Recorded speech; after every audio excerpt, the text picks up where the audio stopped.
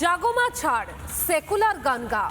লগ্নজিতার গানে মহাকাল ভৈরবীর সংস্কৃত শ্লোকের গন্ধ পেতে ফুঁসে উঠল মেহবুব মল্লিকরা। তবে কি বাংলায় বাংলা গানে সনাতনী দেবদেবীর নাম থাকা অপরাধ?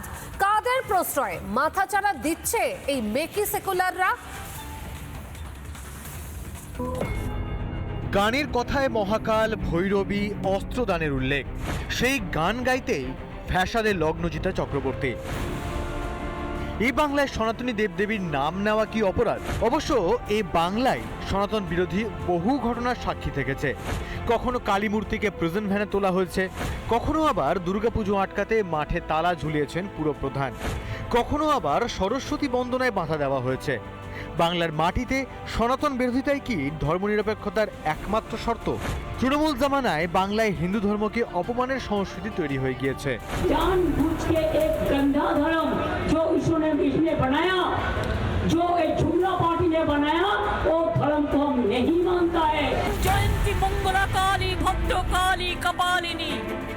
দুর্গা শিবা ক্ষমা ধাত্রী সাহা সদা নমস্তুতে কুচসিচ ভূত মুক্তাহারে বিনা পুস্তক রঞ্জিত হস্তে সরস্বতী মহাভাগে বিদ্যা কমলা লোচনে বিশ্বরূপে বিশালাক্ষী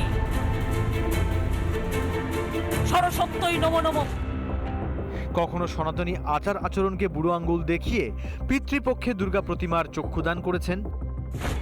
সেই মমতার জামানায় এই বাংলায় গানেও কি ধর্মের সুরসুরি দেখছে মাননীয়ার দুধেল গাইরা?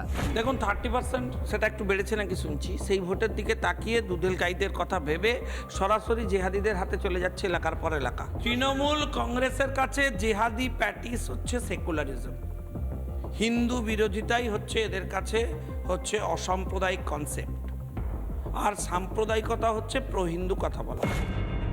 তৃণমূলের জামানায় গানের কথায় হিন্দু দেবদেবীর নাম থাকলে শিল্পীকে চোখ রাঙানো যায়, হিন্দুদের পবিত্র তুলসী মঞ্চ উপড়ে ফেলা যায়, আবার হিন্দুদের ঘর ছাড়াও করা যায়। ধর্মনিরপেক্ষতার নামে এই সনাতন বিরোধিতা আর কতদিন মাননীয়া? রিপাবলিক বাংলা।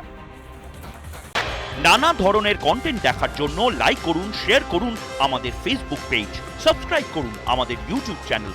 পাশাপাশি অন্যান্য ব্রেকিং নিউজের জন্য অবশ্যই চোখ রাখুন রিপাবলিক বাংলায়।